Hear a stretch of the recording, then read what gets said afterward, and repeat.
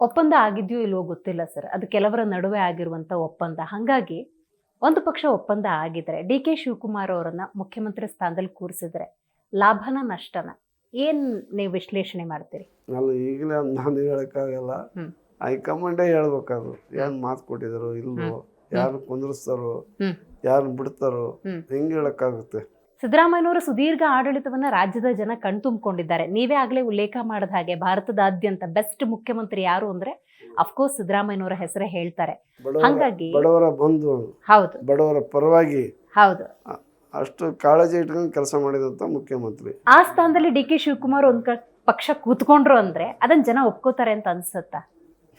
ಅದೇ ನಾನು ಅದನ್ನೆಲ್ಲ ಹೇಳಕ್ಕಾಗಲ್ಲ. ಹ ಹ ಈಗ ಪಾರ್ಟಿ ಏನು ಮಾಡುತ್ತೋ, ಯಾರು ನೋಡಮ್ಮ, ಮುಖ್ಯಮಂತ್ರಿ